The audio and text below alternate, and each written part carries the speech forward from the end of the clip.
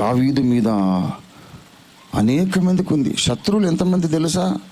ఆయన తల వెంట్రుకల కంటే మించినంత మంది ఉన్నారట. అంతమందిని సాతాను తయారు చేశాడు. దావీదు ఎవరికి కీడు చేయలే, అందరికీ మేలే చేశాడు. అని ఎదురు చూస్తున్నారు.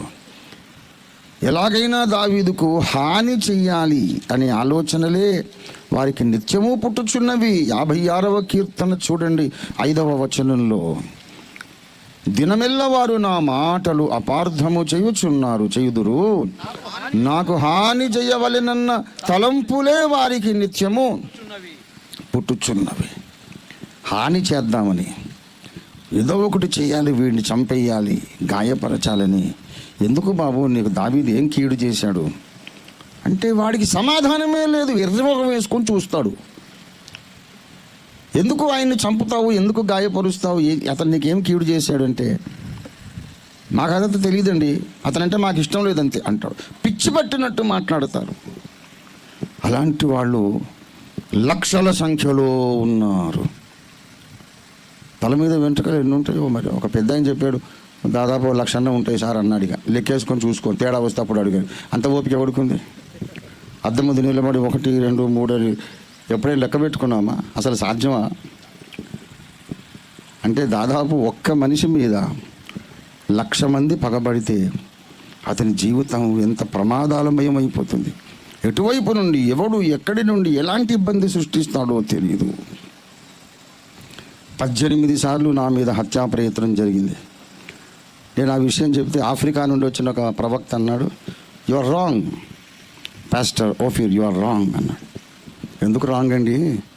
ఆ బాధలు పడ్డది నేను కదా, నీకెలా తెలుసు అంటే, know that number is wrong, ఆ సంఖ్య తప్పు. ఇంకా చాలాసార్లు నీ మీద జరిగింది, నీకు తెలియదు. నువ్వు లెక్కేసుకున్నావు 18 సార్లు. ఎలా చేశారంటే, నాకు స్వీట్ చాలా ఇష్టం, సేమియా పాయసం తెచ్చిస్తారు. ఎవరో మీలాంటి వాళ్ళే, నా బిడ్డలే, నా కూతుళ్ళు, నా కుమారులు. నా కూతురు ఇచ్చింది కదా అని తాగేస్తాను. ఆమెకి తెలియదు అందులో ఏముందో, ఆమెకు కూడా తెలియదు. డాడీకి సేమియా పాయసం ఇద్దాం చాలా ఇష్టము అని వాళ్ళు మాట్లాడుకోవడం వాళ్ళు విని, వాళ్ళు నాకు ఇద్దామనుకున్న గిన్నె మార్చేసి వాడు తెచ్చిన గిన్నె అక్కడ పెడతారు. అర్థమైందా మీకు? నా దగ్గరికి ఒక అమ్మాయి, నా కూతురు, నా కుమారుడు, అంత టిఫిన్ బాక్స్ తెచ్చాడు సేమియా పాయసం. అది తీసేసి ఆ దుర్మార్గులు వాళ్ళు తెచ్చిన బాక్స్ పెడతారు. అందులో విషం ఉంటుంది. ఆ కెమికల్ ఎటువంటిదంటే దానికి రంగు ఉండదు, రుచి ఉండదు, వాసన ఉండదు. నీళ్ళకైనా ఒక రకమైన రుచి వాసన ఉంటుంది, దానికి ఏమి ఉండదు అన్నమాట. అది కలిపినట్టు తెలియదు. లొట్టలు వేసుకొని నా బిడ్డ తెచ్చింది కదా అని తాగేస్తాను ఆ పాయసం. తర్వాత ఆరోగ్యం తేడా చేస్తుంది. అన్ని టెస్టులు చేయించుకుంటాం, ఏం తేడా లేదండి, అన్ని టెస్టులు అన్నీ బాగానే ఉంటాయి, కానీ ఆరోగ్యం దిగజారుతూ ఉంటుంది. అలాంటి పరిస్థితులలో నేను లెక్క పెట్టుకున్నవే 18 సార్లు. నాకు కలాకంద్ జామున్ ఇష్టం. ఆ 2 కలుపుకుంటే మహా సంతోషంగా తింటాను అన్నమాట, బాగుంటుంది. మీరు కూడా ట్రై చేయండి.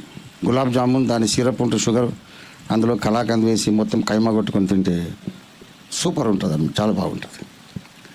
ఎన్ని కిలోలు తినేసానో నేను స్వీట్లు. అయ్యగారికి బలహీనత ఉందని చెప్పి అందులో విషం కలిపి తెచ్చారు.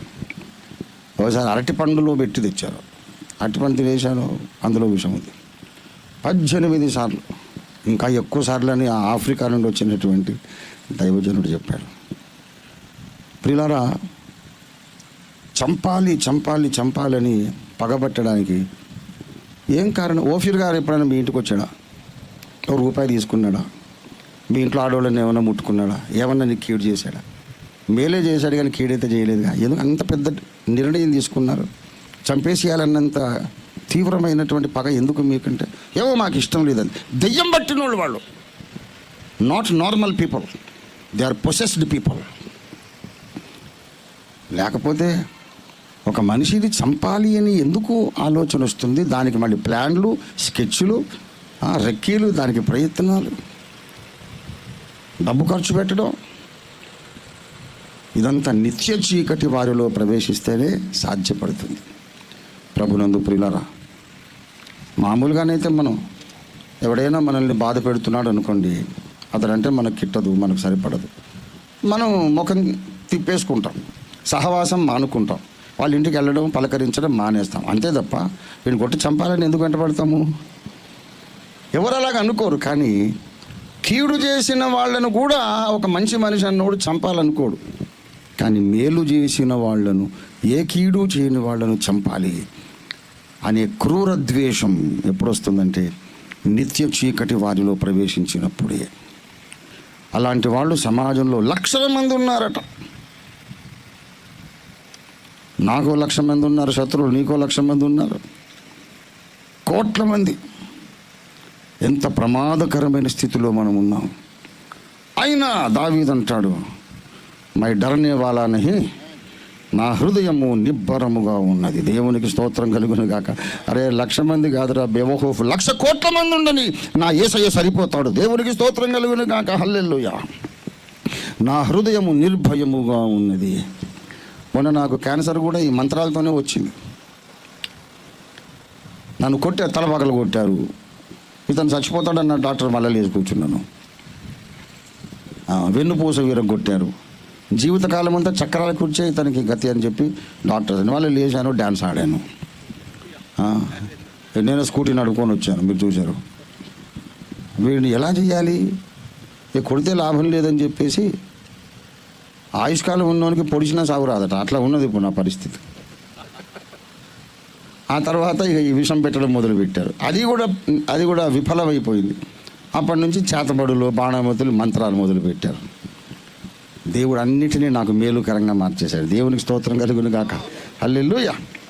అందుకే ధైర్యము అనేది చాలా ముఖ్యం. ఎందుకు ఇంతమంది శత్రువులు ఉన్నారు అంటే దావీదు జీవితంలో ఒక తీర్మానం చేశాడు. అందుకు